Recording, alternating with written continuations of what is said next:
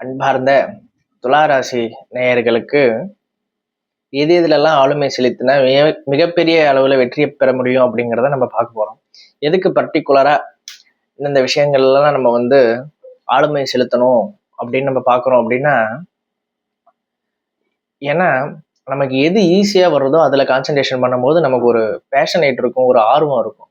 இதே நமக்கு வராததை வர வச்சுட்டு அதில் கஷ்டப்பட்டு ஒரு வேலை செஞ்சு அதுக்கப்புறம் அதை நம்ம பிடிக்காம செய்யும் போது நமக்கு growth இருக்காது, அடுத்த கட்டத்துக்கு நம்ம கற்றுக்க மாட்டோம், மணிக்காக மட்டும் செய்வோம். இதுவே நமக்கு பிடிச்ச விஷயங்கள்ல செய்யும்போது நமக்கு இயற்கையாக நார்மலாக வர்றதை நம்ம செய்யும்போது அடுத்த கட்டத்துக்கு உண்டான growth-ம் இருக்கும், நம்ம அடுத்தது கற்றுப்போம், மணியும் அது மூலயமா ஜென்ரேட் பண்ண முடியும். அது மட்டும் இல்லாமல் மன திருப்தி, மன சந்தோஷமானது அதிக அளவில் இருந்துட்டு இருக்கும் இல்லையா? அப்போ துளாராசி அன்பர்களுக்கு எந்தெந்த துறைகள்லாம் அவங்களுக்கு இயற்கையாகவே அமையும் அப்படிங்கிறத நம்ம பார்க்கலாம். அப்போ நம்ம துளாராசி அன்பர்கள் எல்லாமே எப்படின்னா சுக்கிரனுடைய ஆதிக்கத்தை சார்ந்தவங்க. சுக்கிரனோட ஆதிக்கம் அப்படின்னா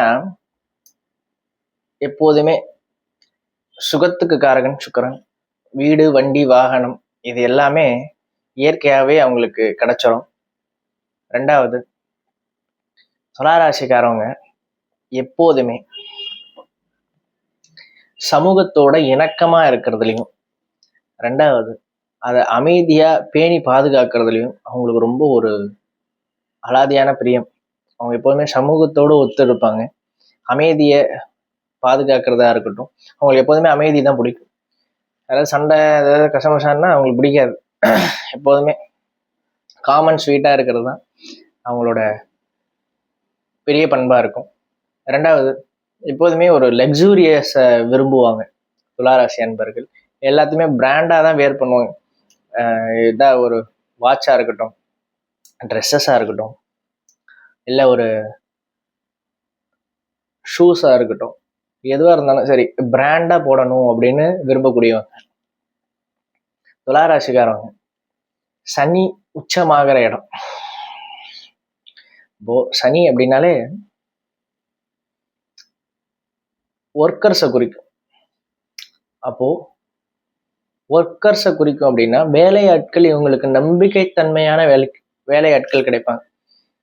இவங்க ஒரே கம்பெனியில நான் 30 வருஷம் வேலை பார்க்குறேன் அப்படின்னா துளாராசிக்காரங்க ஓனராக இருப்பாங்க. ஸோ அப்பேற்பட்ட பண்புகளை கொண்டவங்க தான் நீங்கள். எப்போதுமே எதுலேயுமே ஒரு தெளிவு இருக்கும், ஒரு சந்தோஷத்தை வெளிப்படுத்தக்கூடிய தன்மைகள்லாம் இருக்கும். உங்களுக்கு எந்த துறை அப்படிங்கிறத பார்க்கலாம். துளாராசி அன்பர்கள் எப்போதுமே சமூகத்தோட இணக்கமா இருக்கிறதுக்கு விரும்புவாங்க. அதே மாதிரி சமூக அமைதிக்காக பாடுபடுவாங்கன்னு சொன்னேன் இல்லையா? அப்போ இவங்க சட்டம் சம்பந்தப்பட்ட எந்த ஒரு துறைகள்லையும் ஒரு பெரிய கோலோச்ச முடியும் அப்படிங்கிறது உண்மை. இந்த துளாராசி அன்பர்கள் லா படிக்கலாம், அதுல பெரிய அளவுல முன்னேற முடியும். இயற்கையாகவே அவங்களுக்கு அதுல ஒரு மிகப்பெரிய ஆர்வங்கள் இருக்கும். இதுல நம்ம பெரிய அளவுல கான்சன்ட்ரேஷன் பண்ணலாம். அடுத்தது, ஒரு மென்டாரா திகழ்றதுக்குண்டான வாய்ப்புகள் அதிக அளவில் இருந்துட்டு இருக்கு. துளாராசி அன்பர்கள் எப்போதுமே சமநிலைக்கு ஒத்துழைமையா இருக்கிறதுனால ஒரு சைக்காட்ரிஸ்டா வர்றதுக்குண்டான வாய்ப்புகள் அதிகமா இருந்துட்டு இருக்கு. அதுல கான்சன்ட்ரேஷன் பண்ணலாம் துளாராசி அன்பர்கள். அதையும் தாண்டி சுக்கிரன் அப்படின்னாலே கலை அப்படின்னு அர்த்தம். கலை அப்படின்னா எல்லா விதமான கலைகள்லையும் தேர்ச்சியா இருப்பாங்க. அப்ப சுக்கிரன் அதுல மெயின் எது அப்படின்னா சினி இண்டஸ்ட்ரி, ஆக்டிங்கா இருக்கட்டும், கேரக்டர் ஆர்டிஸ்டா இருக்கட்டும், ஹீரோயினா இருக்கட்டும். அப்போ ஒருத்தவங்க அதுல சைன் பண்ணணும் அப்படின்னாலே அவங்களுக்கு அந்த அழகு இருக்கணும். இயற்கையாவே அழகு மிகுந்த ராசிகள் அதுல துளாராசி என்பவர்கள் எடுத்துக்கலாம். எப்போதுமே துருன்னு இருக்கிறது எல்லாமே இந்த சுக்கிரனோட காரகத்துவங்கள்ல வரும். சரியா? அப்போ துளாராசி அன்பர்கள் சினி ஃபீல்டில் ஒரு பெரிய சைன் ஆகணும் அப்படின்னா தாராளமா ஒரு ஆக்டராகவோ கேரக்டர் ஆர்டிஸ்டாவோ தாராளமா நடிக்கலாம். அதுல பெரிய வாய்ப்புகள் இருந்துட்டு இருக்கு. அப்புறம் இந்த டிசைன்ஸ்லாம் பண்ணுவாங்க தெரியுமா, இந்த கிளாத்திங்க்கு எம்ப்ராய்டிங் டிசைன்ஸ், இன்டீரியர் வீட்டுக்கு இன்டீரியர் டிசைன்ஸ், இதுலலாம் அவங்க கான்சன்ட்ரேஷன் பண்ணணும். ஏன்னா கலைங்கும் பொழுது அழகுத்துவம் அங்கே வருது இல்லையா. அப்போ அழகு சாதன பொருட்கள்ல இவங்க கான்சன்ட்ரேஷன் பண்ணலாம் எப்போதுமே. அதுல வேலையா இருக்கட்டும், தொழிலா இருக்கட்டும், அதுல பெரிய அளவுல இவங்களுக்கு முன்னேற்றம் அப்படிங்கிறது இருந்துட்டு இருக்கு. அதுல கான்சன்ட்ரேஷன் இவங்க பண்ணலாம். சரியா. அடுத்தது பாலிடிக்ஸ், அரசியல்ல. ஏன்னா 7 சமூகம், 7வது ராசி காலபுருஷ தத்துவத்துக்கு. அப்போ இவங்க எப்போதுமே சமூகம் சார்ந்த நலன்ல இருக்கிறதுனால பாலிடிக்ஸ்ல இவங்க சேர்ந்தாங்க அப்படின்னா அதிக அளவுல மக்களை திரட்டக்கூடிய ஆட்களா இந்த துளாராசி அன்பர்கள் இருப்பாங்க. அதிக அளவுல துளாராசி அன்பர்கள் வந்து லாயல்ட்டியா இருப்பாங்க. இந்த லாயல்ட்டி அவங்களுக்கு ஒரு பெரிய ப்ளஸ் பாயிண்ட்.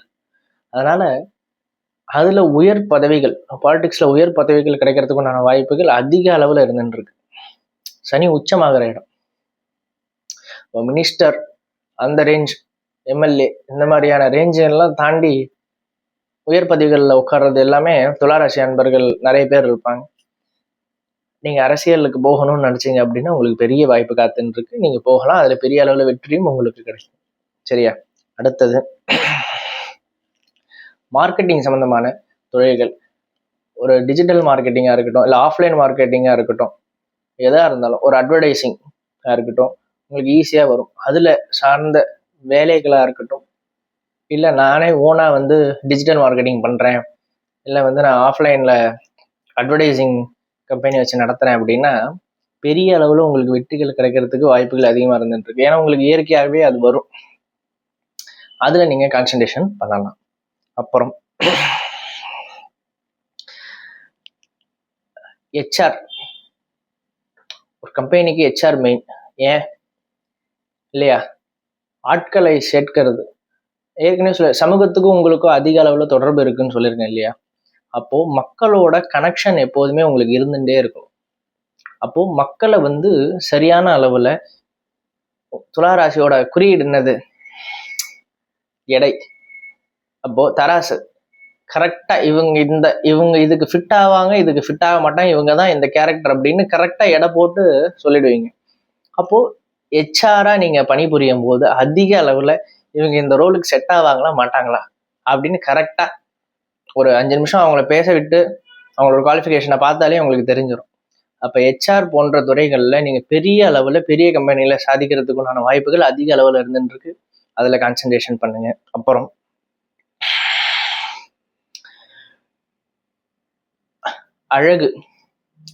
அழகு சார்ந்த துறைகள்ல நீங்க கான்சன்ட்ரேஷன் பண்ணலாம். ஒரு பியூட்டி பார்லரா இருக்கட்டும், இல்ல ஒரு அழகு சார்ந்த நிலையங்களா இருக்கட்டும், அதுல கான்சன்ட்ரேஷன் பண்ணும்போது உங்களுக்கு பெரிய அளவுல வெற்றிகள்ங்கிறது உங்களுக்கு கிடைக்கிறதுக்கு வாய்ப்புகள் இருக்கு. ஏன் அப்படின்னா சுக்கிரன்னாலே அழகு. அப்போ அழகு சம்பந்தப்பட்ட எந்த ஒரு விஷயத்திலையும் நீங்க வேலை பார்க்கறதா இருக்கட்டும், இல்ல பிசினஸ் செய்யறதா இருக்கட்டும், பெரிய வெற்றிகளை கொடுக்கும். அடுத்தது உணவு. சுக்கிரன் அப்படின்னாலே சுகபோகமா வாழ்றது. அப்போ உணவு, அப்ப அது எல்லாம் இருக்குமா. அப்போ உணவு சம்பந்தப்பட்ட துறைகள்ல வேலை செய்யறதா இருக்கட்டும், இல்ல தனியா ஒரு பிசினஸ் வச்சு ஹோட்டல் நடத்துறதா இருக்கட்டும், அது எல்லாமே உங்களுக்கு நல்லா வரும். அப்போ அது சார்ந்த துறைகள்ல வேலை செய்யறதா இருக்கட்டும், இல்ல பிசினஸ் நீங்க பண்றதா இருக்கட்டும், நல்லபடியா வரும். அப்புறம் ஃபோட்டோகிராஃபி. உங்களுக்கு அந்த ஃபோட்டோகிராஃபிங்கிறது அவ்வளோ இன்ட்ரெஸ்டா இருக்கும். இந்த துளாராசி அன்பர்கள் ஃபோட்டோகிராஃபியில அதிக அளவுல முன்னேறத்துக்குண்டான வாய்ப்புகள் இருந்துட்டு இருக்கு. அதுல கான்சன்ட்ரேஷன் பண்ணலாம். அது உங்களுக்கு பெரிய வாய்ப்பை கொடுத்துட்டு இருக்கும். அப்போ இதெல்லாம் கான்சன்ட்ரேஷன் பண்ணணும். லா சம்பந்தப்பட்ட துறைகள், அதுக்கப்புறம் மென்டார்ஷிப், பாலிடிக்ஸ், அப்புறம் கலை சார்ந்த துறைகள், மீடியா இண்டஸ்ட்ரி, அதுக்கப்புறம் டிசைன்ஸ் ஒர்க்.